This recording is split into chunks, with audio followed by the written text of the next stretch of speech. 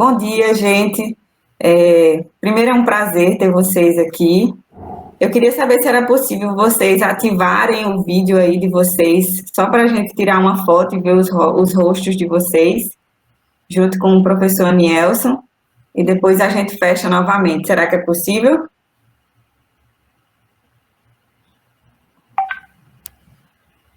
Está todo mundo ouvindo bem?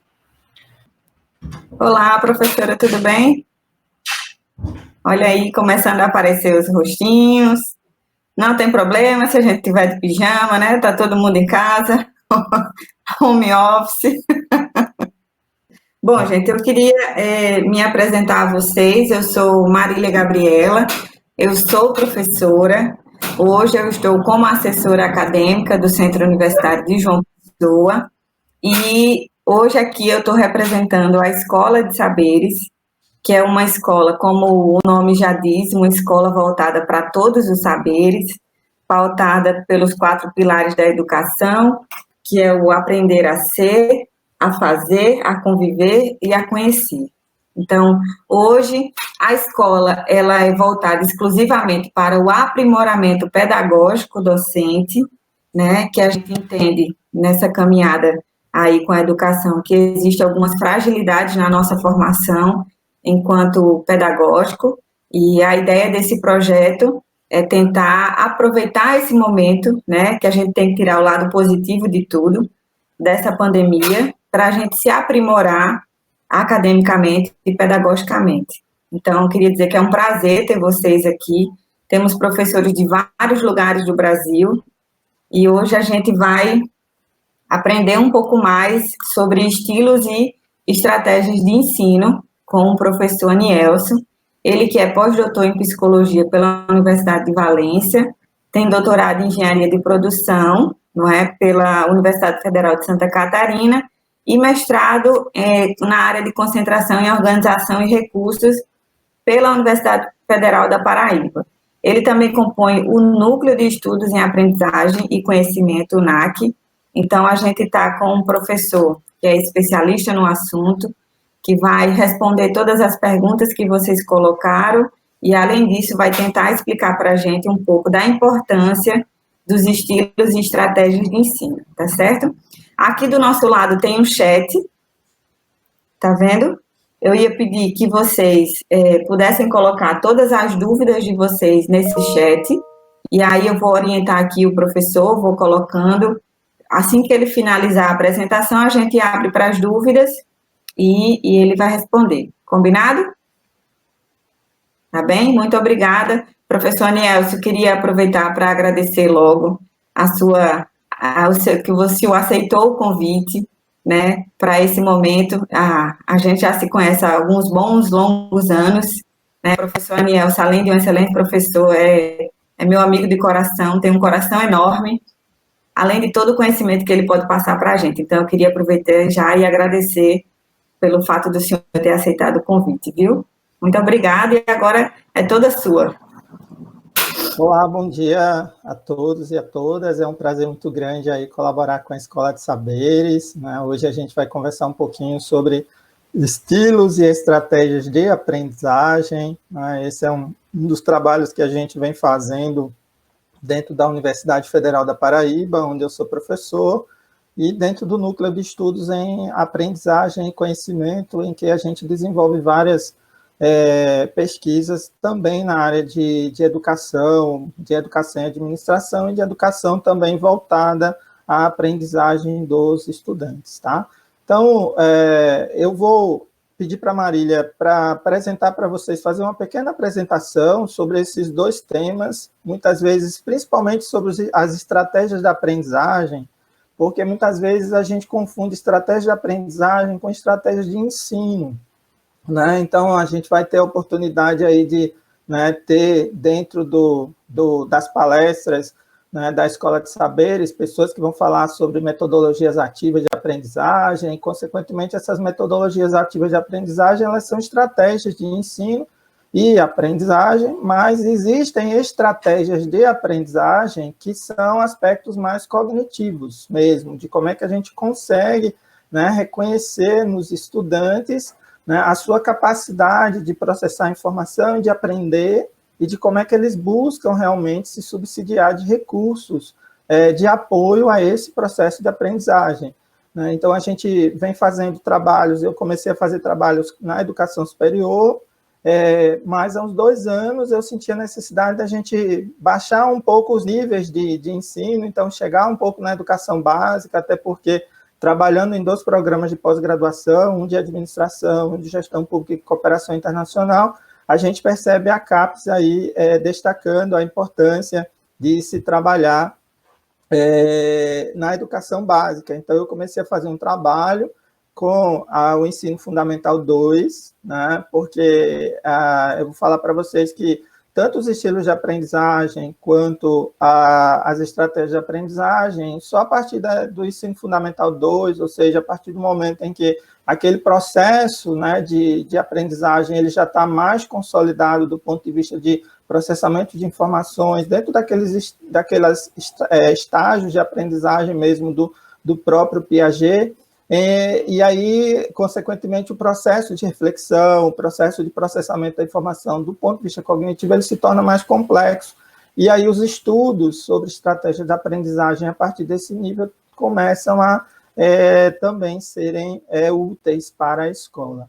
E os estilos de aprendizagem, né, existem vários inventários, eu vou comentar com vocês, não vou falar especificamente de um que é mais conhecido, mas para a educação nos níveis fundamental e no ensino médio, que nós vamos começar assim que a pandemia acabar, um estudo no ensino médio, a gente trabalha com um inventário de estilos de aprendizagem adaptado para esse público. Então, eu vou aqui compartilhar a tela, tá, com vocês, para a gente poder realmente discutir um pouquinho esses 2 temas, tá? Marília, tá compartilhado?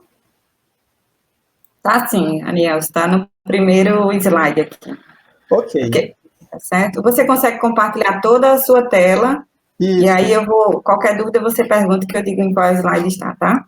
Tá certo. Não, tranquilo. Eu tô compartilhando a tela, eu não estou vendo vocês, mas qualquer dúvida, qualquer pergunta também vocês podem fazer ou durante ou depois, aí a Marília pode ver como é que a gente pode trabalhar essa dinâmica. Foram enviadas algumas perguntas também, que ao final acho que a Marília vai, né, trazer essas perguntas para a gente poder compartilhar com vocês, já que as pessoas enviaram Sim. com antecedência, então é importante a gente, né, discuti-las também.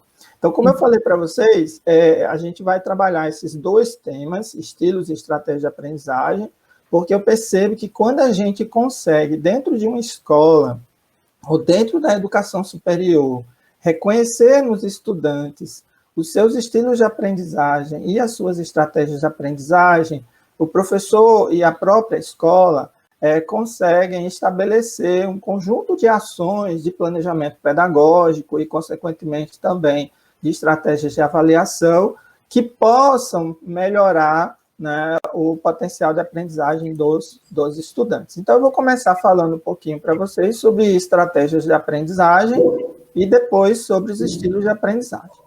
Então, o que são estratégias de aprendizagem, né? Então, as estratégias de aprendizagem, elas são toda atividade, o conjunto de atividades que possibilitam a aprendizagem e o autocontrole da pessoa que aprende. Então, quando a gente começa a pensar as estratégias de aprendizagem como um conjunto de atividades, a gente vai, né, pensar naquele aluno que aprende e a gente vai pensar também naquele professor que ensina.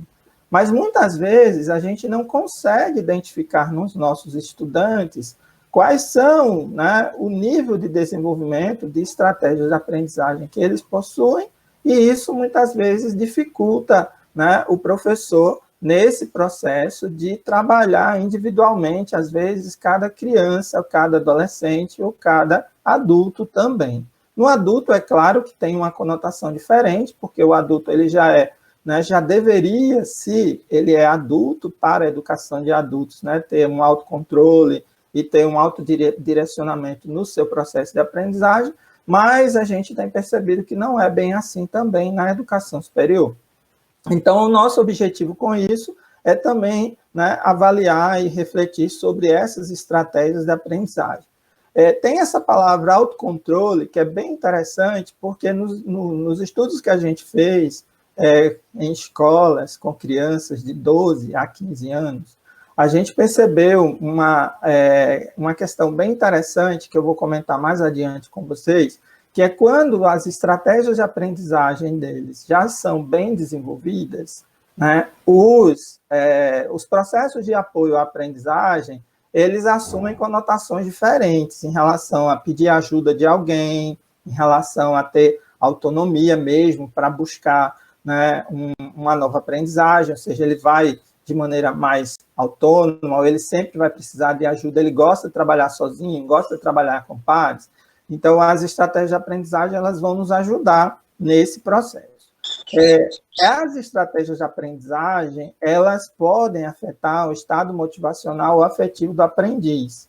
Ou seja, dentro de uma sala de aula, muitas vezes a gente encontra crianças, adolescentes e até adultos, que eles não têm os mesmos níveis de motivação, né, em função de dificuldades de aprendizagem. E essas dificuldades, elas são dificuldades cognitivas mesmo, de como é que eles processam essa informação que eles recebem e de como é que isso vai, né, gerando significados para eles. Então, nesse momento, a gente começa a perceber que, muitas vezes, dentro da sala de aula, a gente pode ter uma criança, por exemplo, um adolescente de 13 anos, que tem dificuldade de aprender, e muitas vezes há talvez uma mudança na forma de ensinar do professor, ou às vezes um apoio mais próximo do professor, ajudaria a resolvê-lo. Então, muitas vezes hoje a gente vê que existem logo essa perspectiva de ter um déficit de aprendizagem, ou ter uma dificuldade de aprendizagem. Eu acho que nos processos de aprendizagem existem sim aspectos que são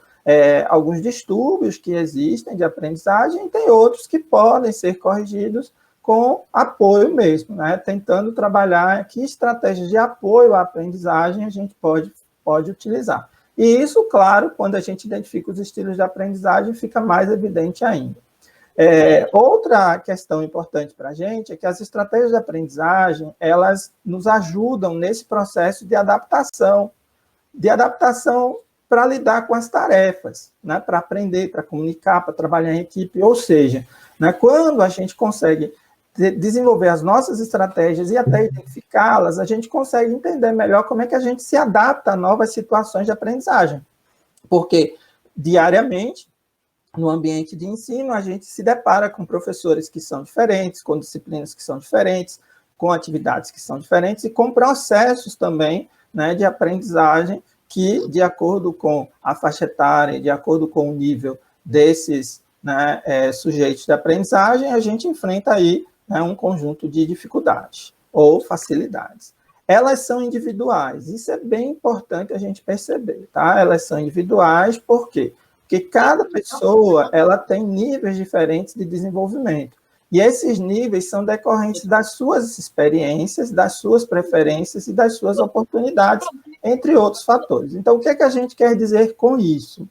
Que o contexto social ou o ambiente de aprendizagem onde a gente aprende, também influencia no desenvolvimento de nossas estratégias de aprendizagem, tá? E também são um conjunto, né, organizado de consciente, intencional, de ações que o estudante emprega para conseguir um objetivo de aprendizagem em um contexto determinado. Então, ou seja, né, quando eu, enquanto aluno, estou diante de uma situação de aprendizagem, eu vou empregar estratégias para aprender melhor, tá? E aí os estilos de aprendizagem, eles auxiliam porque eles são modos, né, preferenciais de como a gente aprende. Então, tem crianças que são mais reflexivos, tem outros que são mais teóricos analíticos, outros mais ativos, outros mais pragmáticos. Então, cada um desses, né, de certa forma, estabelece suas estratégias. A grande dificuldade é que quando um professor ele não conhece nem as estratégias, nem o estilo de aprendizagem dos estudantes em sala de aula, ele começa a se deparar aí com algumas questões que são fundamentais. Primeiro, porque também o professor ele tem estratégias de aprendizagem e ele tem estilos de aprendizagem. Então, muitas vezes, ele quer ensinar, né, de uma maneira similar a como ele aprende. Ele quer orientar o aluno de uma maneira similar a como ele aprende. E tem alunos que aprendem de maneira diferente. E aí, essa falta de conhecimento muitas vezes dificulta. Isso no ambiente da escola, mas também no ambiente da família, quando, por exemplo, eu, né, vou orientar meu filho, vou ajudar meu filho numa determinada tarefa de casa, eu querer desejar que meu filho aprenda da maneira como eu acho que é melhor aprender, sem necessariamente reconhecer ou identificar que ele pode ter peculiaridades, ele pode ter estilos de aprendizagem diferentes. Eu mesmo tenho 2 filhos, né, são adolescentes, um com 12 e um com 17 anos, e reconhecer os estilos de aprendizagem deles, para mim, foi fundamental, né, para ajudá-los a encontrar estratégias de estudo, né, estratégias de estudo que pudessem ajudá-los nesse processo. Então, quais são as estratégias de aprendizagem? Elas são divididas em 2 grupos, tá? A gente tem as estratégias de aprendizagem, que a gente chama de estratégias cognitivas e metacognitivas. Eu me baseio basicamente, tá, nos autores internacionais, que está aqui abaixo no slide. Esses autores, vocês podem ver pela data da publicação deles, né? São autores que já têm aí mais de quase 30 anos, né, que eles desenvolveram os seus trabalhos. Esses trabalhos, esses estudos deles são validados no mundo inteiro, inclusive no Brasil, tá? E eles desenvolveram esse inventário, né, que é o MSLQ, né, que é o Motivated Strategies for Learning Questionnaire.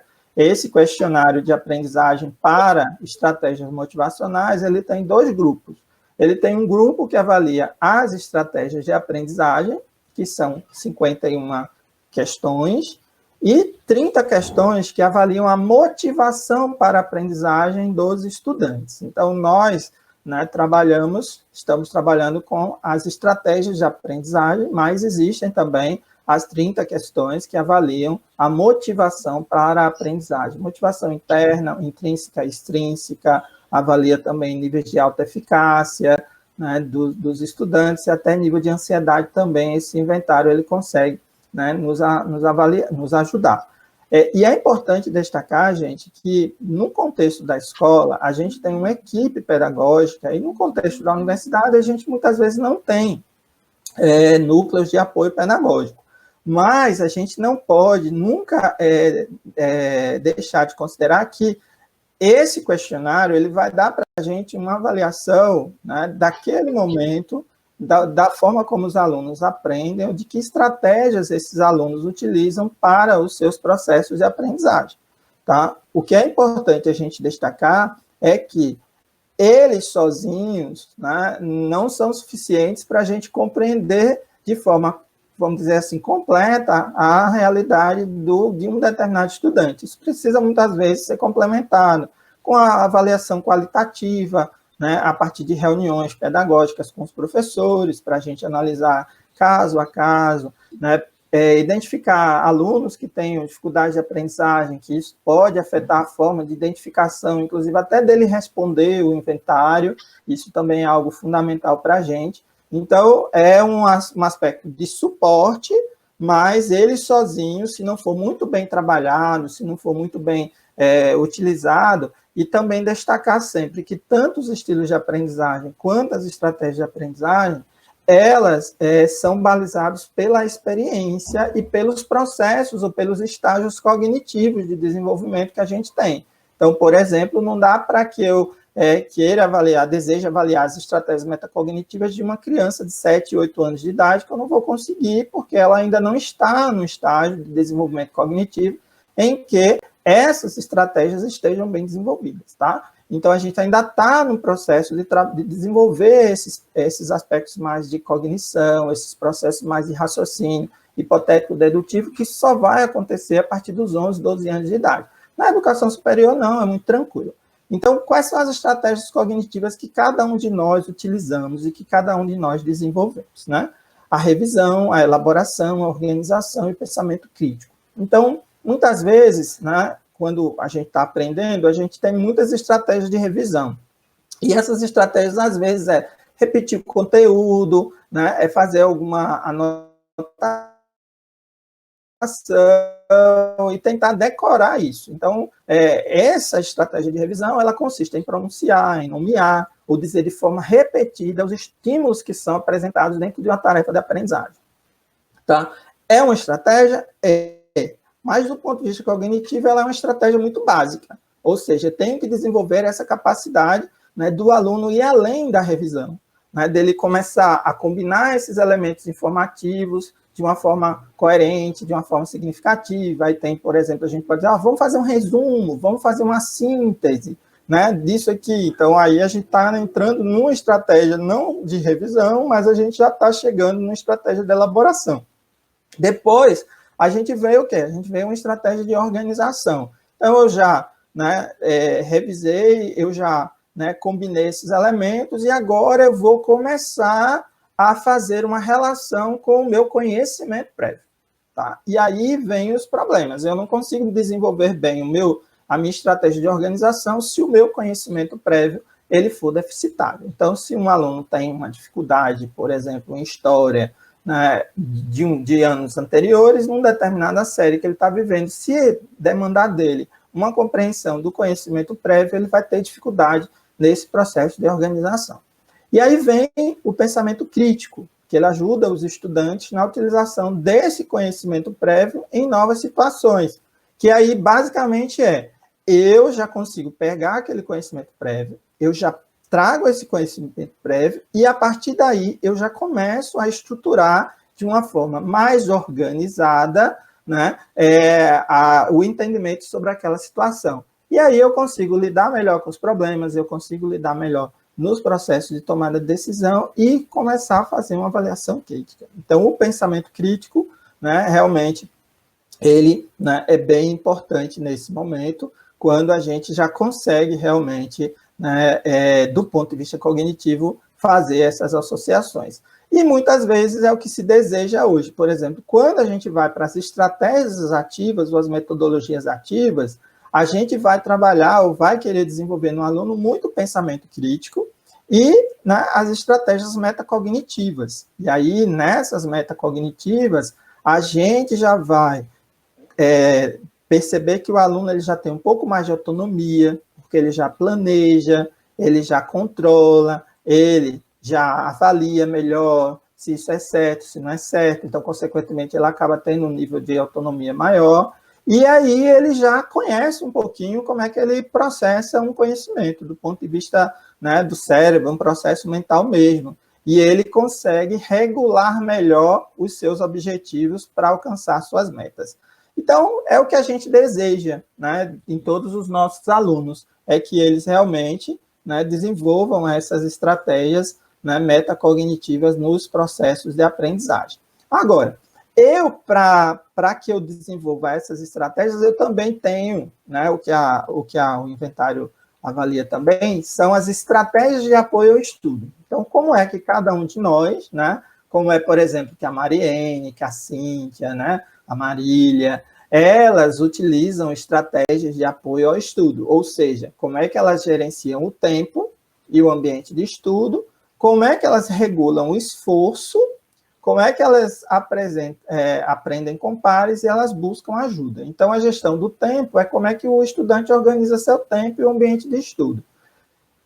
A gente percebe o seguinte, nas avaliações que a gente fez dos alunos do Ensino Fundamental 2, a gente percebe que essas estratégias de apoio, elas têm uma relação que a gente precisa, talvez, aprofundar do ponto de vista qualitativo com o nível de desenvolvimento das estratégias, né, de aprendizagem.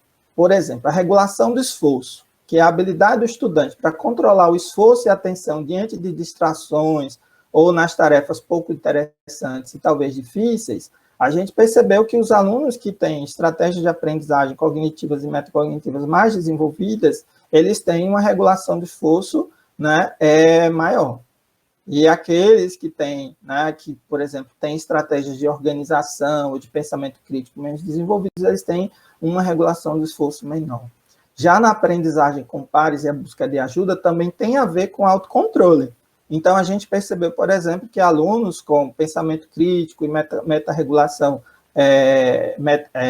a questão da das estratégias metacognitivas bem desenvolvidas, eles, né, tenham níveis baixos de aprendizagem com pares e de busca de ajuda. Ou seja, eles conseguem ser mais autônomos. Isso é algo que a gente precisa, né, aprofundar um pouco mais agora de ponto de vista qualitativo. E o mais interessante, né, em escolas, principalmente, que é a experiência que eu tenho vivenciado, e na educação superior eu já vivenciei também, mas nas escolas, que a gente tem um acompanhamento mais diário desses estudantes, e a gente tem muitas vezes uma equipe de pedagogos, psicopedagogos, psicólogos, é interessante a gente, né, fazer esse acompanhamento diário para a gente perceber realmente que estratégias os professores podem adotar para, né, ajudar esses alunos a desenvolverem essas estratégias de apoio ao estudo.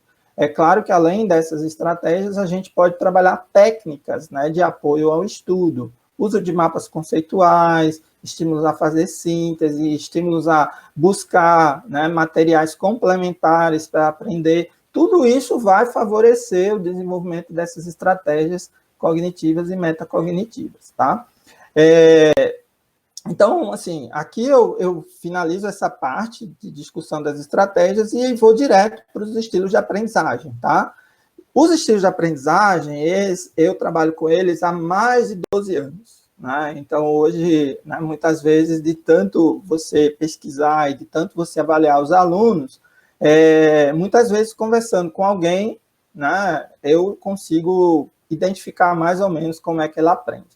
Então, isso vem com a prática, isso vem, né, com a vivência, e, assim, também existem algumas ressalvas que a gente faz em relação aos estilos de aprendizagem, sobretudo que eles não são fixos, né, que eles mudam ao longo do tempo, em função das experiências que a gente vive. É claro que, na nossa idade, por exemplo, né, muitas vezes os nossos estilos já estão mais consolidados, e os nossos estilos de aprendizagem também impactam nos nossos estilos de ensino.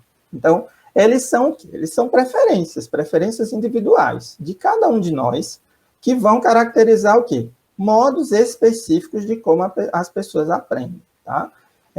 Eles sofrem influência de características de personalidade, do contexto social, né, em que as pessoas vivenciam experiências sociais e profissionais, como também o processo de formação educacional. Ou seja, todas as experiências que nós vivemos ao longo de nossa vida impactam nos nossos estilos de aprendizagem, né? Principalmente as da escola, né? Por quê? Porque a gente vivencia muito tempo na escola e quando a gente vira adulto e entra na universidade, aí entram outros ambientes, né? Entram as empresas, entram os estágios, entram as práticas vivenciais, e isso, de certa forma, vai colaborando também com esse processo, né, de vivência da gente.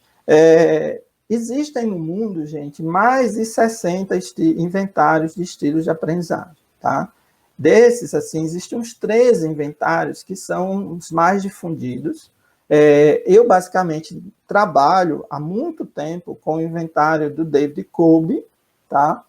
Mas ele não serve para crianças e adolescentes. Então, para crianças e adolescentes, eu utilizo o CHAE Júnior. CHAE é CHAE, que são as iniciais de autores, né, espanhóis que desenvolveram esse inventário. Esse inventário, ele para adultos ele é longo, ele tem 80 questões, e existe um professor da Espanha que fez, em Madrid, ele fez uma pesquisa com alunos, e ele validou uma escala que ele chamou de CHAE Júnior, né, que é uma escala reduzida com 44 itens. Então, eu trabalho com esse inventário com crianças de 12, né, adolescentes já, né, a partir de 12 anos, até 15, 16 anos. Mas a partir de 16, 17, já dá para você trabalhar também com o de David Kolbe, né, e outros que você, né, considere interessante, que você tenha mais contato aí. O mais importante é você ter algumas considerações que são fundamentais. Eu vou, principalmente essa, né, de que há influência do contexto, há influência da personalidade, há influência das experiências.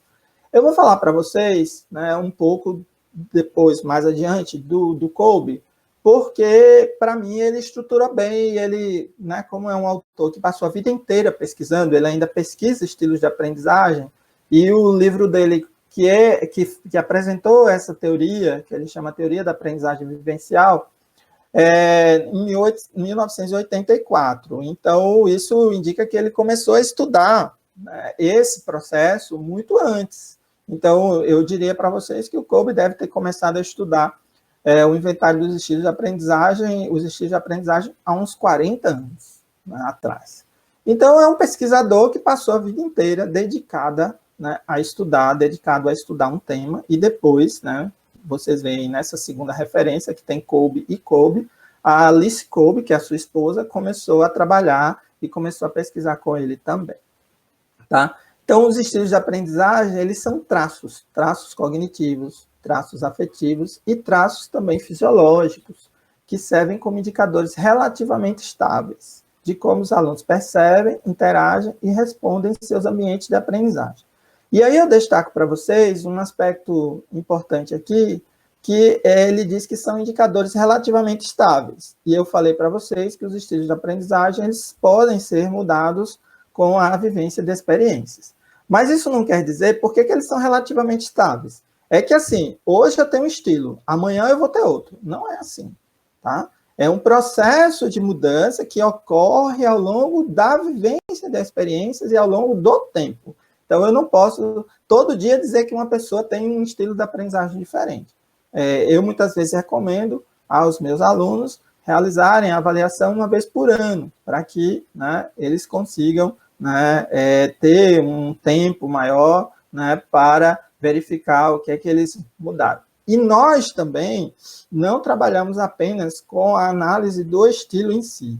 Eu vou mostrar mais adiante para vocês que o Kolbe desenvolveu os estilos a partir de 4 habilidades. Então, a gente avalia também o desenvolvimento dessas habilidades. Por quê? Porque se eu foco no desenvolvimento da habilidade e o aluno a desenvolve, ele potencializa um estilo de aprendizagem. E eu vou explicar isso para vocês mais adiante.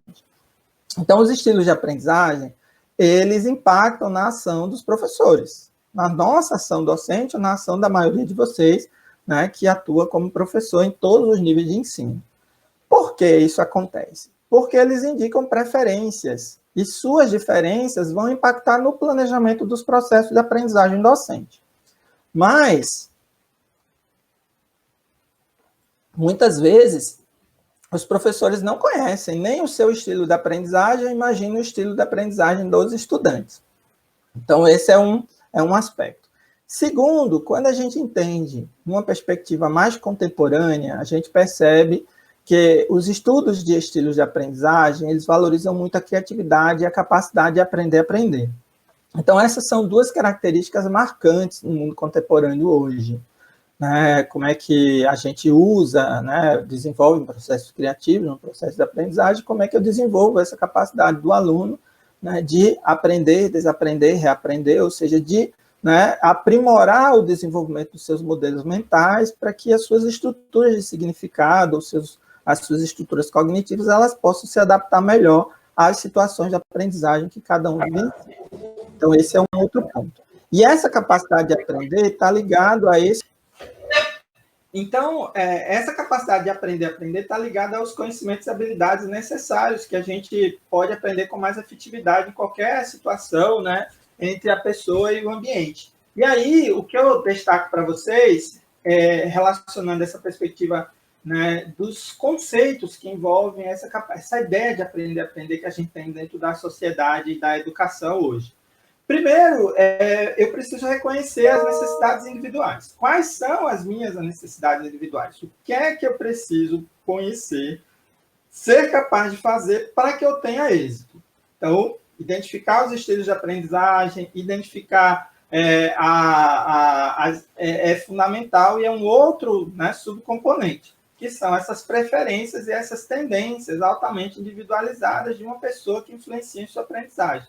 E aí, quando eu identifico essas necessidades, quando eu reconheço os estilos de aprendizagem, eu vou promover ações formativas para desenvolver competências profissionais ou desenvolver, né, conhecimentos, né, em níveis, em estágios menos avançados, como na educação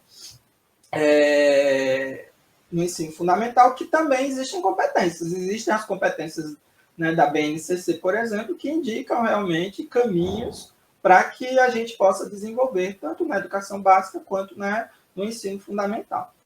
E aí eu disse para vocês, eu vou falar rapidinho desse modelo de aprendizagem vivencial de Kolbe, porque ele é um modelo científico, é um modelo que foi fundamentado em teorias de aprendizagem, e é bem importante a gente, né, fazer essa introdução, e aí eu finalizo para a gente ir para as perguntas dentro do nosso encontro, tá? Então, o Kolbe, por exemplo, ele desenvolveu um modelo na década de 80 a partir de 3 teóricos da aprendizagem.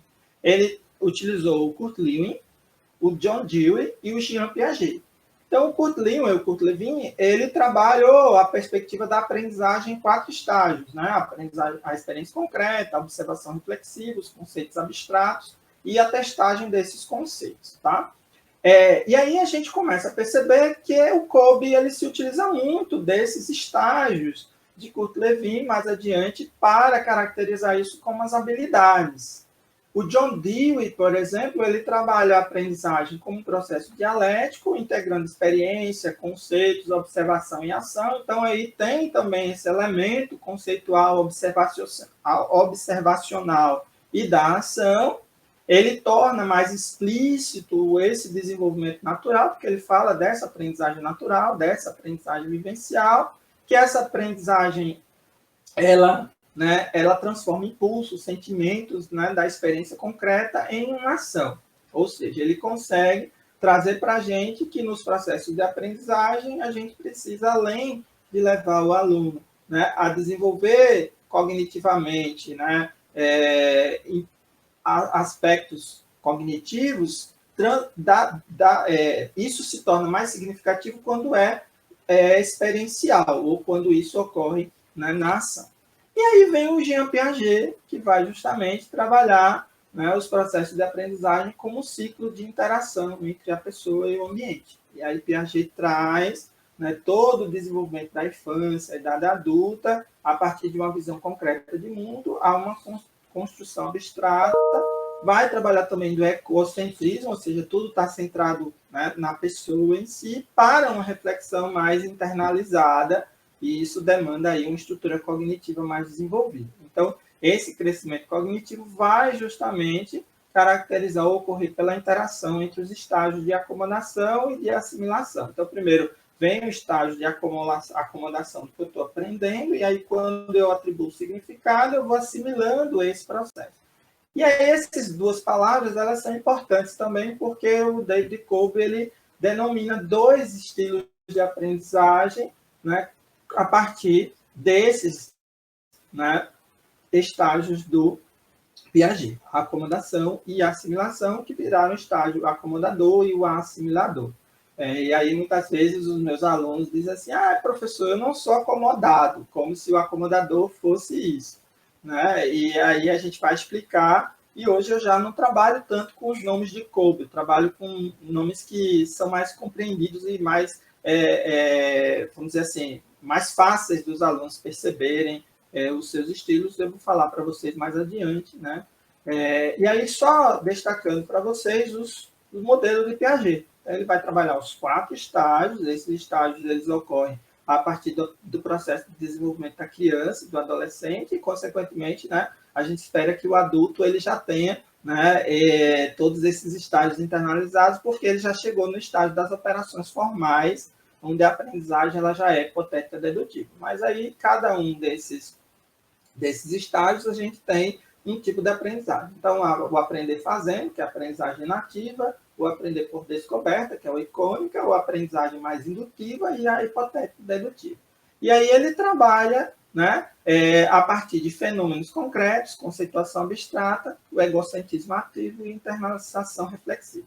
Então, a gente vê que a partir desses elementos, né, o Kolbe vai e traz para a gente a sua teoria. É uma perspectiva holística que combina experiência, cognição, percepção e comportamento. Tá? E ele destaca que a maior parte da aprendizagem começa com a experiência, e uma experiência envolve 4 etapas. Aplicação, né? Primeiro você vive uma experiência, você reflete sobre essa experiência, você cria hipóteses sobre essa experiência e você aplica essa experiência. E aí a gente já começa a associar os estilos, né, de aprendizagem, né, o estilo ativo, o estilo reflexivo, o estilo teórico, o estilo pragmático. Eu posso ter mais de um estilo. Inclusive, né, eu já identifiquei alunos que têm níveis de desenvolvimento dos 4 estilos iguais. E aí, depois, na conversa, a gente pode, né, discutir sobre como é que a gente lida com cada um deles, como é que a gente pode pensar estratégias melhor para aprender, porque eu não vou detalhar nisso, né, com vocês agora, porque eu acho que é o momento para a gente conversar e para a gente interagir. Tá?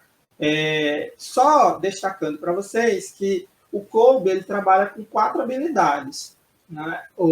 A habilidade que ele chama de experiência, ou estágio de experiência concreta, de observação reflexiva, conceituação abstrata, experimentação ativa, habilidades para cada uma dessas, né, desses estágios e o modo de aprender.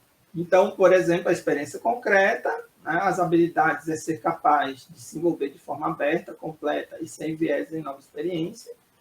Então, como é que a gente aprende? A gente aprende sentindo, mas o sentir não é sentir de sentimento, é sentir de viver, é sentir de perceber aquilo ali organicamente, por isso que muitas vezes ele fala que tem os aspectos fisiológicos, né? Lá naquela definição que eu apresentei para vocês. Porque vem essa perspectiva do sentir, a partir da maneira de viver uma experiência de forma concreta, estar envolvido numa experiência real. A gente encontra muitos alunos com essa, né, essa habilidade pouco desenvolvida, e isso afeta 2 estilos de aprendizagem. A observação reflexiva, que é muito mais na capacidade de refletir e observar suas experiências. Então, eu vivi uma experiência, então eu me distancio dessa experiência, começo a observá-la, começo a refletir, começo a perceber os outros. Então, são pessoas muito sensíveis, as pessoas que têm uma observação reflexiva bem desenvolvida. Aí vem a conceituação abstrata, que já é a capacidade de pensar, o modo de aprender pensando, né, como resultado do que foi observado. Então, eu vivi, eu observei, e agora eu vou estruturar o meu pensamento, eu vou criar conceitos, eu vou dar uma estrutura lógica para essas observações. E, por fim, a experimentação ativa é usar as teorias para tomar decisões, para resolver problemas, ou seja, é o fazer mesmo, né? É aplicar isso no contexto da minha vida profissional. Então, finalizando a minha apresentação, o modelo de Kolbe é esse, tá? Ele parte do princípio de que um conjunto de desenvolvimento de 2 habilidades forma um estilo. Então, por exemplo, a experimentação ativa com a experiência concreta, quando são as mais desenvolvidas, caracteriza um estilo predominantemente acomodador ou, como nós estamos denominando, ativo. E aí eu tenho o estilo divergente, que é o estilo que nós chamamos reflexivo, porque muitos alunos diziam, eu não sou divergente, mas na verdade quem é reflexivo nunca aceita, né, uma opinião assim de pronto, sempre vai colocar algum senão ou alguma reflexão. E aí a gente tem a observação, a experiência concreta e a observação reflexiva como as mais desenvolvidas. O assimilador, ou teórico, a gente tem chamado também de teórico analítico, é um conjunto, uma combinação de desenvolvimento de 2 habilidades, de observação reflexiva e da conceituação abstrata. E o estilo convergente ou pragmático é uma combinação das habilidades, né, dos estágios mais desenvolvidos de conceituação abstrata e de experimentação ativa. E a gente vê também que são 2 ciclos. Né? Eu tenho primeiro o ciclo da compreensão, então a gente compreende, né, a partir de processos de estágio de experiência concreta ou de conceituação abstrata, são compreensões diferentes, né? A compreensão da experiência concreta é diferente da experiência abstrata, e a transformação, que é da observação reflexiva à experimentação ativa. Tá? Então, Marília, aqui eu finalizo, né? Esse inventário ele tem 12 afirmativas. Para cada afirmativa, você tem que apontar de 1 a 4. Como, né, o complemento da resposta que não caracteriza a maneira como eu aprendo, ou que menos caracteriza, e o 4 é o que mais caracteriza a maneira como eu aprendo. Essa estrutura desse inventário, muitas vezes, causa dificuldades para os alunos responderem. Então, a gente tem que ter muito cuidado quando a gente for aplicar, principalmente se for aplicar online, porque muitas vezes os alunos não entendem, repetem os números e aí invalida a avaliação. A gente desenvolveu um sistema de informação, que nesse sistema a gente consegue fazer essa avaliação dos estudantes.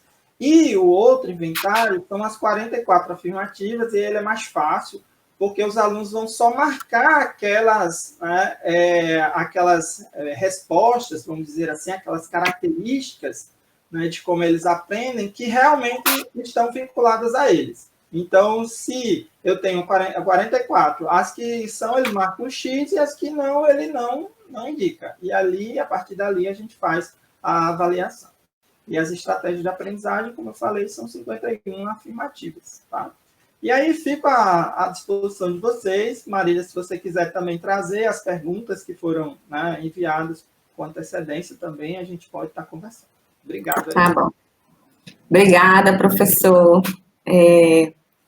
Surgiram muitas dúvidas, inclusive minhas aqui, para a gente tirar. É um tema bem abrangente, bem amplo, né? Na verdade, esse momento é para despertar, né, nos professores a importância desse tema no nosso dia a dia, na sala de aula mesmo. Então, colocando aqui para o senhor, tem 3 perguntas que elas se assemelham, certo?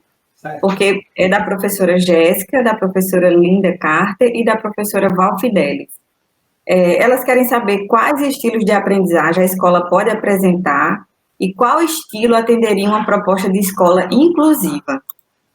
Bem, Marília, assim, a gente não pode necessariamente considerar que uma escola ela vai ter um estilo predominante. O que pode acontecer é o seguinte: digamos que eu tenho uma escola em que 90% dos professores eles têm um estilo de aprendizagem teórico-analítico. Então, o que vai acontecer? Eles vão ter estratégias de ensino que vão tentar levar os alunos a viverem essas experiências. Então, com o tempo, isso pode levar os alunos a desenvolverem mais o estilo teórico-analítico, mas isso não quer dizer que seja bom ou seja ruim. O ideal é que a gente consiga realmente promover o desenvolvimento das habilidades dos estudantes. E isso acaba sendo um grande problema para uma escola, porque você já imaginou eu ter 90% de professores com estilo predominantemente teórico-analítico e eu ter numa sala de aula 2 alunos ativos, 3 alunos reflexivos, e aí vai ser um caos para esses alunos aprenderem, porque os professores vão querer promover atividades em que eles tenham que exercitar leitura, em que eles tenham que escrever, e eles não, né, pelo menos os ativos, eles não são muito de leitura, eles são muito do fazer, eles são muito das atividades práticas. E muitos professores teóricos analíticos têm dificuldade de aprender atividades práticas. E a gente, às vezes, percebe que a escola ela quer desenvolver um projeto pedagógico mais inovador, com atividades vivenciais, e aí esses professores começam a resistir, esses professores começam a ter dificuldade de pensar nessas estratégias. Então, não existe, na minha percepção, assim, um estilo melhor para uma determinada escola. Tá? O que existe é a necessidade da escola conhecer os seus alunos e, a partir daí, promover ações, não apenas de estratégias de ensino, mas de instrumentos de avaliação também, porque imagina a prova de um professor teórico-analítico para um aluno que é ativo. Ou seja, o aluno vai ser objetivo nas respostas, o professor vai querer respostas bem completas, respostas bem explicadas, e esse aluno ele vai ter um desempenho comprometido. E esse desempenho está sendo comprometido porque ele tem características ou ele tem modos de aprender que não estão sendo considerados. Nessa perspectiva das escolas que são mais acessíveis, a gente percebe uma dificuldade a mais, né? Por quê? Porque nessas escolas inclusivas, muitas vezes eu tenho alunos que são portadores de algumas necessidades, que têm algumas dificuldades de aprender, né? E nesse momento, muitas vezes, até a própria avaliação do inventário ela pode ser comprometida. Então, né, a escola precisa, a sua equipe pedagógica precisa, muitas vezes, de utilizar outros, né, instrumentos de avaliação, né, e até ter um acompanhamento também, né, de um psicopedagogo para avaliar melhor isso. Por exemplo, falando de experiências práticas mesmo, né?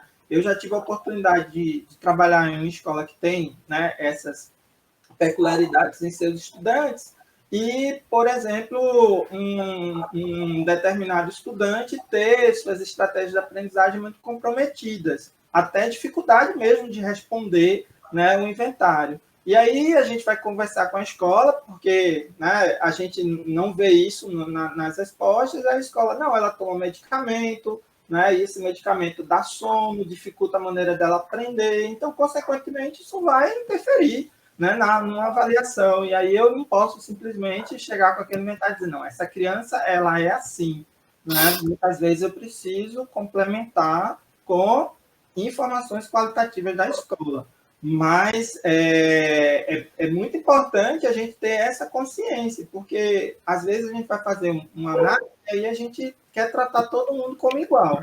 E numa escola inclusiva, não pode. A gente tem que levar em consideração outras peculiaridades aí dentro desse contexto que a gente está vivenciando. Então, eu consigo ver dois níveis de atuação, Anielson, me corrija se eu estiver errada. O primeiro seria do professor identificar os estilos de aprender dos seus alunos, e o segundo seria a escola identificar os níveis de aprender do professor e dos alunos.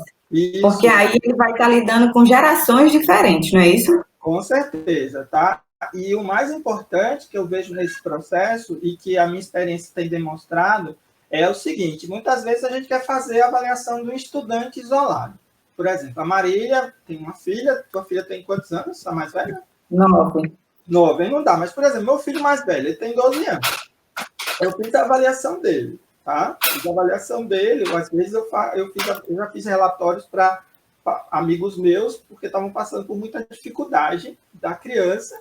E aí, quando eu tenho uma avaliação da turma, é diferente. Por quê? Porque eu tenho o resultado da turma, onde eu calculo a média de desenvolvimento das estratégias de aprendizagem, por exemplo, daquela turma, e eu tenho as estratégias de aprendizagem do meu filho. Por exemplo, meu filho, eu conheço as estratégias de aprendizagem, né, de uma turma no qual ele está vinculado e conheço as estratégias de aprendizagem dele. E aí eu consigo fazer ter um parâmetro de referência entre o meu filho e a turma onde ele estuda. Tá? Então, assim, é a turma, né? É a turma. É claro que se ele for para outra escola, é outra turma. Então, como é que eu vou trabalhar isso? Então, eu tenho um parâmetro de referência para avaliar. Agora, em relação aos estilos de aprendizagem, não. Os estilos de aprendizagem caracterizam a singularidade, né? E aí eu posso falar, por exemplo, dos meus filhos. Eu tenho um filho que é pragmático, o estilo de aprendizagem mais desenvolvido dele é o pragmático, e o outro que é teórico-analítico. Então, um adora ler e o outro tem muita dificuldade de ler. E aí, esse meu filho que é pragmático, que tem muita dificuldade de ler, porque ele é muito mais objetivo nas atividades, ele quer ver já, né, a aplicação disso, eu comecei a trabalhar algumas estratégias de estudo com ele. Por exemplo, vai ver vídeos para complementar o que o professor está ensinando, e aí ele chega reclamando, porque o professor está assim, o professor está assado. Né? E aí eu imagino que isso acontece porque está tendo uma certa dificuldade dele aprender em função do estilo de aprendizagem e de ensino do professor, porque também existem inventários de avaliação de estilos de ensino dos professores. E com isso a gente consegue caracterizar e ter uma compreensão melhor. Então, se a escola faz isso, Marília, ela consegue, dentro do seu processo, do seu projeto pedagógico, do seu planejamento pedagógico, fazer um acompanhamento maior. E é muito importante que os pais também tenham, né, o conhecimento. Por quê? Porque eu consigo entender, imagina eu estudar com meu filho que é pragmático, dizer, não, você vai ter que ler, você vai ter que fazer um resumo, você vai ter que fazer uma síntese, né? E eu não gosto de ler, eu não quero ler. Então, a gente tem que estimular isso. E é bem interessante, porque ele está no ensino médio e ele estuda no IFPB, e ele está no projeto de pesquisa. Então, agora ele está tendo que ler para fazer um artigo. E ele está com extrema dificuldade. Mas aí o que vai acontecer?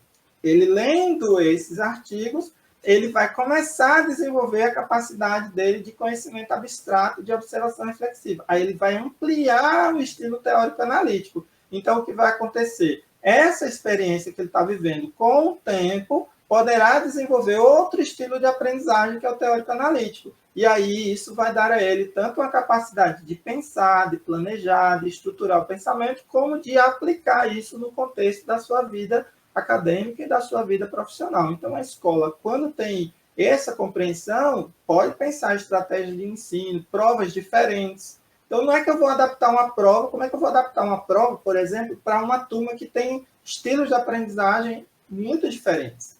Então, eu vou ter que tentar, eu não posso simplesmente dizer assim, agora a gente vai seguir esse caminho ou vai seguir aquele, você vai ter que se adaptar. Eu posso ter numa prova questões que são mais reflexivas, questões que são mais objetivas, questões que demandam mais aplicação prática, questões que demandam mais conhecimento de conceitos teóricos. Então, isso me faz com que a minha prova ela contemple todos os estilos de aprendizagem. Que eu lembro que uma pessoa mandou uma pergunta destacando isso, como é que eu posso trabalhar as metodologias ativas, né, nesses processos para potencializar os estilos de ensino. Então, as estratégias ativas elas vão potencializar porque elas vão estimular a vivência de experiências, elas vão estimular a capacidade de reflexão, elas vão sempre colocar o aluno em ação. Então, elas vão estimular o desenvolvimento de todas aquelas habilidades que a gente comentou, né, nos estilos de aprendizagem. E isso, com certeza, favorecerá o desenvolvimento dos alunos, né? Agora, quando você conhece isso, você pode formar grupos aleatórios. A gente já viveu muito essa experiência no laboratório, né, que a gente tem de simular grupos com o mesmo estilo de aprendizagem, grupos com estilos de aprendizagem diferentes, e aí mensurar o tempo, quem termina primeiro a atividade, quem demora mais, e aí quem tem mais conflito. Então, você colocar um pragmático e um reflexivo no mesmo grupo vira um caos, porque eles vão ter conflitos. E aí a gente vai... Eles também, quando se reconhecem, se conhecem, melhoram os seus relacionamentos. E aí o ambiente da aprendizagem melhora também, porque eu passo a entender melhor o outro, a ter mais empatia pelo outro. Pelo menos isso na educação superior a gente já percebeu. Obrigada, professor. Vendo a sua fala, só me vem na cabeça com relação ao planejamento docente. Especificamente o planejamento docente, né? Que muitas vezes a gente pensa um planejamento ideal e não um planejamento real, né? Quando a gente pensa um planejamento ideal, a gente desconsidera todas essas particularidades que você colocou e muitas vezes isso acaba frustrando os professores porque não conseguiram atingir aquilo que se propuseram no seu planejamento. Então, quando a gente identifica todos esses fatores, a gente começa a fazer um planejamento real, considerando todas as dificuldades, né, que os alunos possam vir a ter. Uma outra pergunta foi da professora Vera Regina Lúcio. Ela pergunta assim: como a intencionalidade pedagógica será mediada a partir das tecnologias se não temos essa praxis?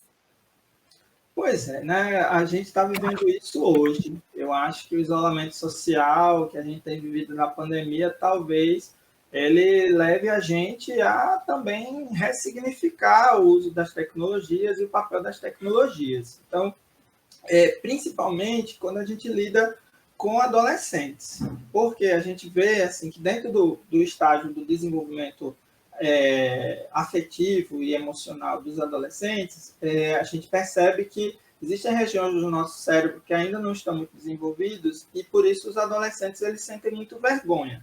Então, a vergonha, por exemplo, de estar aqui, colocar o vídeo, né, para a gente poder, né, participar de uma maneira mais aberta. Então, muitos adolescentes eles tiram vídeo, eles tiram som, eles não querem participar, né? Meu filho, por exemplo, nas aulas de inglês agora, semana passada eu tive que trabalhar com ele técnicas de respiração, porque ele começou a se sentir mal, porque ele tinha que falar, né? E ele não quer mais ter atividade online. Então, assim, o desafio não é só para o professor, né? Muitas vezes os adolescentes hoje, eles ainda não desenvolvem, né, as suas competências socioemocionais de uma maneira como a gente quer, como a gente gostaria que fosse, porque cada criança e cada adolescente tem o seu ritmo de desenvolvimento. Então, o desenvolvimento e a utilização de tecnologias, eu vejo que elas podem, inclusive, né, favorecer, né, ou dificultar os processos de aprendizagem.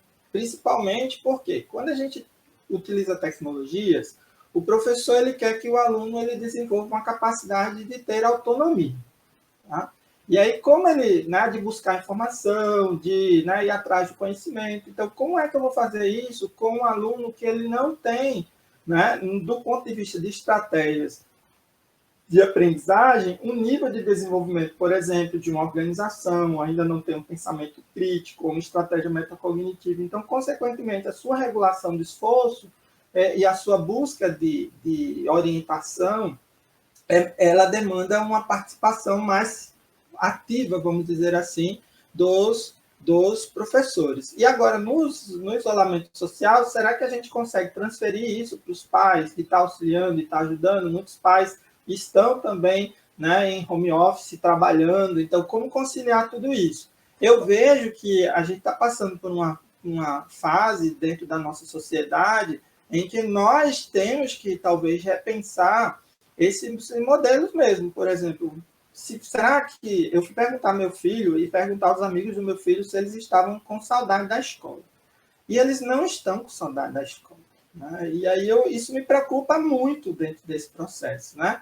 Mas é claro, como é que eu vou competir? Né? A escola vai competir com o ambiente familiar de casa, em que ele tem jogos, ele tem internet, ele tem Netflix, ele tem... Por mais que você tenha horários em que você tem que colaborar com os pais, horários que você vai fazer atividades também domésticas, por exemplo, como a gente coloca nossos filhos aqui para colaborar em casa. Então, nesse momento eu estou com vocês, minha esposa está estudando, porque ela tem prova hoje, e meus 2 filhos estão na cozinha preparando o almoço, e eles têm 12 e 17 anos.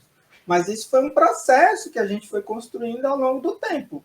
Então, eles não estão jogando, eles não estão estudando, mas é difícil você querer, né, é uma competição desleal você fazer essa pergunta para as crianças hoje, porque realmente o ambiente de casa é muito mais atrativo do que o ambiente da escola. Mas a gente percebe que dentro da sociedade contemporânea, né, dentro dessa sociedade que a gente está vivendo, que é essa sociedade da positividade e a sociedade do desempenho, como diz, né, o Han lá no livro Sociedade do Cansaço, que é um livro excelente, faz a gente realmente refletir muito sobre a nossa vida, e ele diz que nós vivemos uma sociedade de desempenho, uma sociedade da positividade.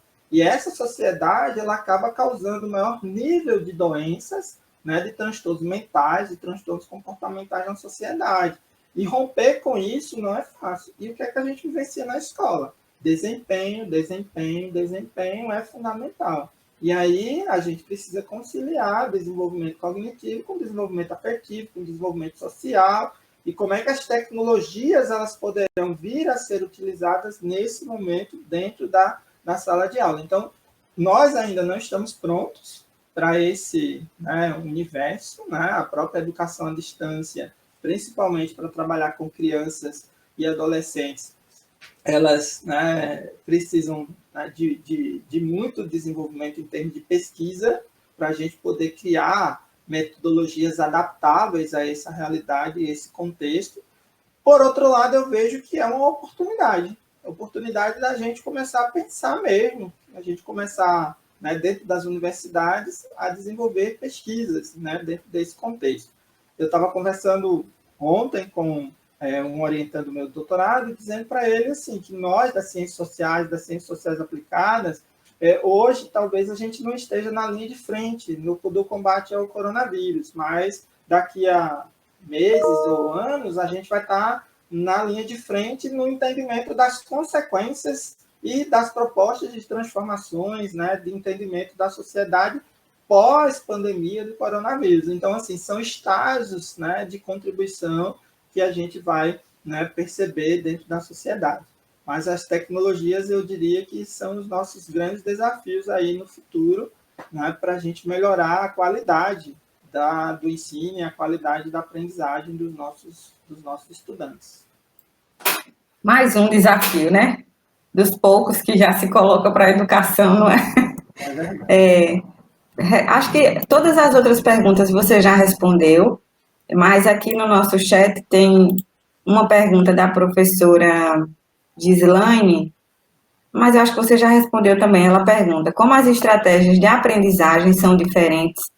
Como trabalhar com essas crianças em sala de aula? Acho que você já colocou isso, né? O professor ele precisa realmente assim fazer um planejamento pedagógico em que as atividades que ele vai oferecer em sala de aula eles tentem se diversificar, né? E ele muitas vezes possa dar assistência ou possa auxiliar aqueles estudantes que ainda precisam de uma atenção maior. Por exemplo, tem escolas em que o professor, alunos, por exemplo, eu tenho alunos que demandam aprendizagem com pares e eles buscam mais ajuda. Então, o professor pode estabelecer em sala de aula aqueles alunos que conseguem fazer tarefas mais rápido, que conseguem conhecer melhor o que está sendo trabalhado, podem auxiliar aqueles outros na sala de aula, né? No momento da realização das atividades, o professor pode dar dicas de como é que você pode aprender a estudar. Então, para aqueles alunos que ainda não têm um nível de organização ou de estruturação do conhecimento de uma forma bem desenvolvida, ensinar como é que faz um mapa mental, como é que você constrói isso, né? Eu me surpreendi com meu filho, porque a gente chegou para ele aos 10 anos de idade, como ele é teórico-analítico, a gente explicou para ele que era um mapa mental, nem um mapa conceitual. Aí meu filho foi estudar e daqui a pouco meu filho trouxe para a gente um monte de páginas do caderno com mapas mentais, mas não era nem um mapa mental, eram mapas conceituais, né, sobre o assunto. E aí a gente percebe que o fato dele ser teórico-analítico favorece o entendimento dele e a aplicação disso. Mas para um aluno ativo, construir um mapa mental, construir um mapa conceitual, gente, é uma dificuldade enorme. Na educação superior, a gente faz essas atividades em sala de aula e eu consigo perceber claramente um aluno que é reflexivo ou que é teórico-analítico, quando ele elabora um mapa conceitual, que é o que a gente trabalha, né, a partir de um texto, a partir de um capítulo de livro, os mapas conceituais são completos, são bem estruturados. Às vezes, os alunos que são reflexivos, eles dizem, professor, eu não consegui colocar em uma página, né? E aí a gente vê um mapa conceitual de um aluno pragmático e de um aluno ativo, é muito simples. Você vê que a estrutura, né, de entendimento dele é tão objetiva que ele não consegue fazer relações ou complementar, né, conceitos, ligações entre as palavras-chave do texto. Então, aí a gente tem que orientar, a gente tem que explicar, né, a gente tem que estar dando suporte e sempre, né, avaliando os resultados que a gente encontra. Então, quando a gente conhece, a gente pode dar uma assistência maior ao estudante. Na educação superior, só o fato, e no ensino médio, só o fato dele conhecer e se conhecer e entender as dificuldades dele, ele se torna mais, vamos dizer assim, aberto a viver novas experiências. Eu acho que isso é o mais importante, é viver,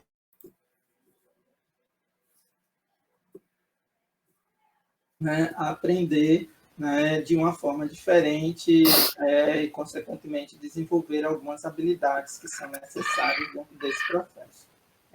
Isso mesmo. Para a gente fechar, tem a pergunta aqui da professora Fernanda. Ela queria saber se você conhece a aplicação desses estudos no ambiente empreendedor, conhecendo as estratégias e estilos de aprendizagem particulares a empreendedores. A gente já tem pesquisas, né, nesse ambiente, né, principalmente na educação superior, a gente acaba desenvolvendo várias pesquisas relacionadas ao campo profissional, né, também. A gente tem trabalhado não necessariamente as estratégias de aprendizagem com empreendedores, com gestores. A gente tem preferido trabalhar com as âncoras de carreira, porque as âncoras de carreira, elas são autopercepções de carreira, né, e criam nossos autoconceitos em relação à carreira. Então, é interessante porque, por exemplo, quando a gente pensa um plano de carreira, né, a gente muitas vezes elabora um plano de negócios, quando a gente vai abrir um negócio. E quando a gente, né, pensa em planejamento profissional, a gente diz assim, vamos criar um plano de carreira. Então, o plano de carreira é a minha âncora externa. Eu busco informações externas, eu vou avaliar o ambiente, eu vou me autoavaliar e, com isso, eu vou planejar meu propósito, meus objetivos e as estratégias. Quando eu lido com as âncoras de carreira, eu estou lidando com as suas âncoras internas. que são psicológicas, que você muitas vezes não conhece. Então, quando a gente fez estudos com empreendedores associando estilos de aprendizagem com âncoras de carreira, aí a gente conseguia perceber realmente, né, que a formação, as experiências profissionais e a escolha da atividade profissional, elas estavam associadas às experiências. Os estilos de aprendizagem vão me ajudar a definir qual a área de atuação que eu vou ter no meu negócio. Então, por exemplo, se eu sou um empreendedor mais pragmático ou ativo, eu vou ter extrema dificuldade de planejamento, porque eu vou ser muito mais da ação. E aí, quando a gente identifica isso, a gente diz, olha, busque alguém para trabalhar na sua empresa que tenha um perfil mais de planejamento. E aí, essa pessoa te auxilia nesse processo. Agora, em relação às âncoras de carreira, a gente, né, identificou que realmente os empreendedores eles têm âncoras mais ligadas mesmo à criatividade empreendedora, à autonomia, né?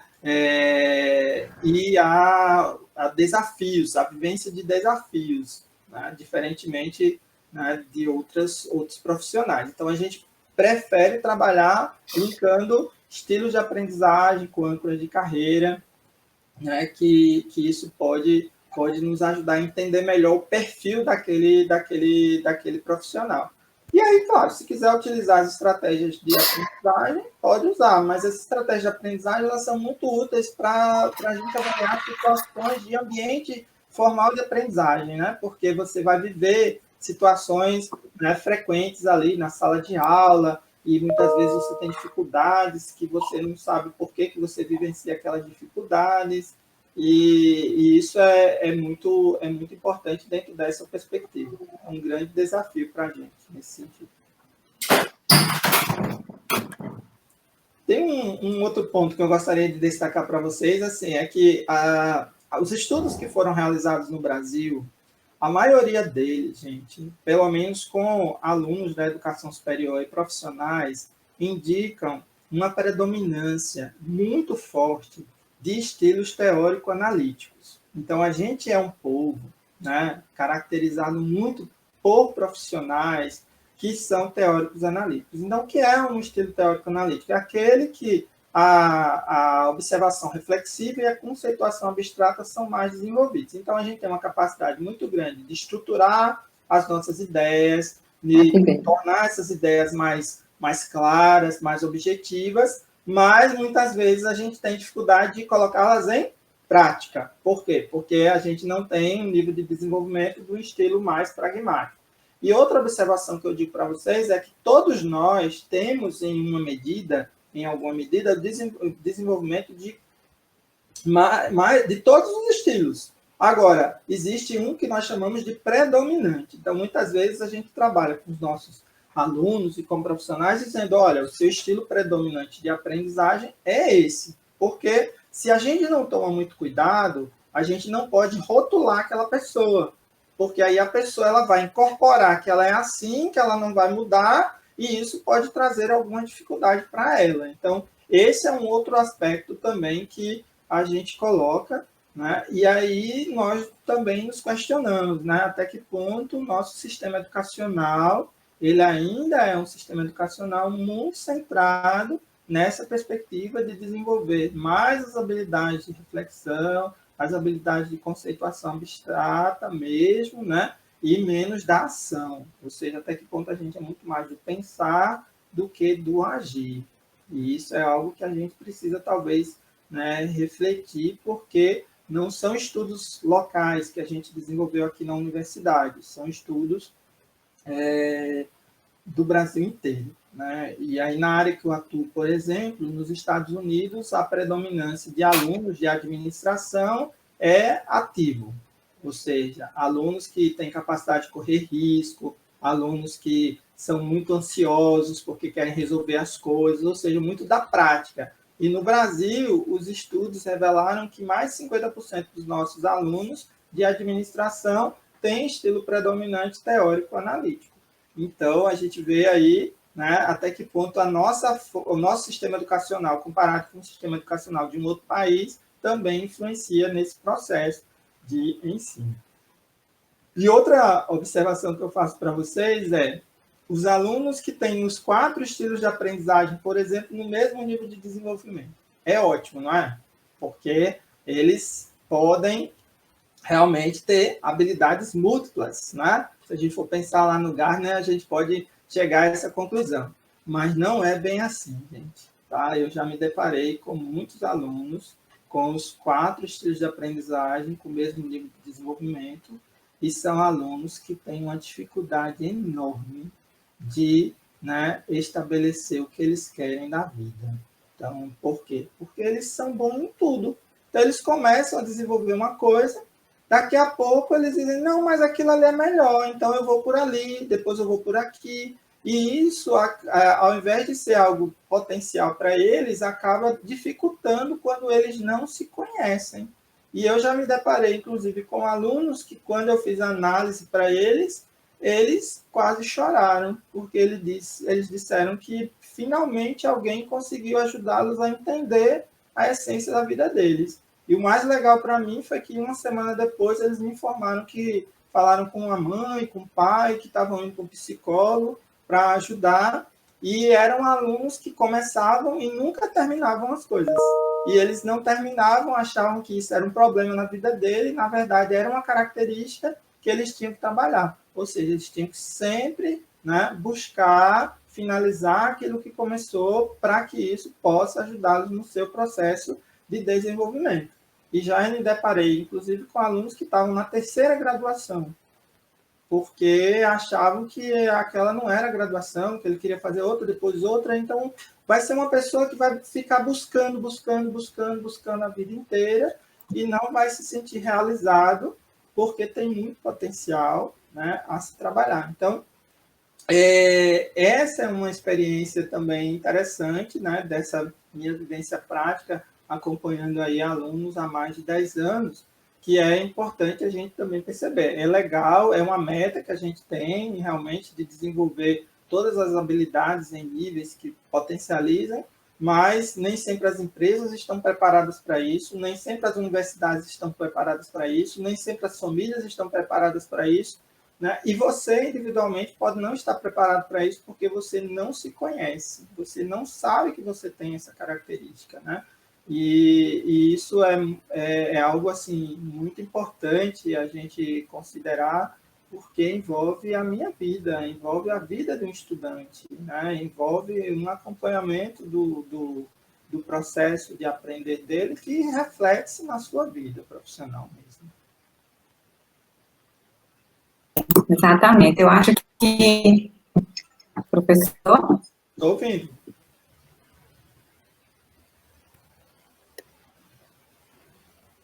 Eu acho que a internet da Maria... Eu acho que a principal mensagem... Voltei? Voltou. Às vezes... Estão me vendo? Ali o teu sinal, aí é quando está cortando, mas agora está amarelinho. Pode falar. Aqui está chovendo bastante. Eu acho que a principal mensagem dessa atividade hoje é que... Oi? Tira teu vídeo, que pode ser que nesse momento melhore a tua voz. Tá, e agora? Tá ótimo. Pode melhorou? Falar. Demais, pode falar. Eu acho que a principal mensagem dessa atividade de hoje, Anielson, com a sua fala, é que a gente, enquanto professor, enquanto educador, enquanto gestor, coach, enfim, profissional da educação, é que a gente não deve ser indiferente às diferenças, não é? Especialmente dos alunos. Tem um autor que eu gosto muito, que é Philippe Perrenot, que ele fala muito isso, que a gente não deve ser indiferente às diferenças.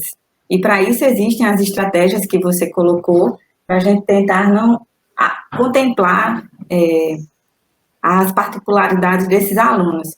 E aí tem um vídeo, que se você me permite, eu queria terminar com ele, que fala exatamente, resume isso tudo que você colocou, quando a gente não consegue identificar os estilos ou não tem essa sensibilidade, esse cuidado para está atento às particularidades de cada aluno, a gente acaba tratando todos como iguais, né? E a sala de aula é um mundo, é heterogêneo. Então, se você me permite, eu queria colocar esse vídeo. Pode ser? Claro, Marília, pode ser, sim. Tá? Eu acho que enquanto você vai colocando aí... Vou compartilhar aqui a minha tela. Conviver com a diferença é um dos nossos grandes desafios, sabe? E eu acho que a gente vive numa sociedade, às vezes, muito pautada na intolerância, ou vivia uma sociedade muito pautada na intolerância. Eu espero que, né, a gente consiga refletir mais sobre isso e perceber que é lindo a gente lidar com as diferenças, é lindo querer ser diferente, mas dentro dessa sociedade da positividade, que o próprio Han fala na sociedade do cansaço, as pessoas elas querem buscar os padrões, o que é igual, e almejar muitas vezes o que o outro é, o que o outro tem, e não necessariamente o que você pode ser, sabe? Eu acho que a gente precisa, né, aprender que a singularidade do ser humano, né, ela traz uma diversidade que pode ser muito rica para a gente. E a escola, às vezes, ela quer padronizar isso. Tem escolas, por exemplo, que tem 2 CNPJ, um CNPJ para os alunos excelentes e um CNPJ para os alunos medianos, né? Porque os alunos excelentes vão dar a elas... Pode passar o vídeo, Marília. Então, eu não estou conseguindo compartilhar, tá? A internet não está bacana, não. Certo. Aqui. Você manda o link do vídeo, então, no chat, né? Consegue me ouvir, professor? Sim, você pode mandar o link no chat. Vou mandar o link. Então, eu queria agradecer. Então, se eu mexer mais aqui, vai travar. Eu mando no grupo lá de WhatsApp que a gente criou e mando para o senhor, tá certo? Mas é para a gente refletir um pouco sobre tudo isso que o professor Anielso colocou. Muito obrigada de coração pela sua participação, por aceitar esse convite. Eu sei que o seu tempo é pouco, a gente está em home office, mais um home office dobrado de trabalho, e eu queria muito agradecer a sua participação e a de todos, viu? Muito obrigada, viu, gente? Eu queria pedir uma gentileza a vocês, a Escola de Saberes, quem for postar alguma coisa aqui, por favor, marque lá, @Escola de Saberes, para a gente acompanhar junto com vocês, tá bem? Muito obrigada, viu, Anielson?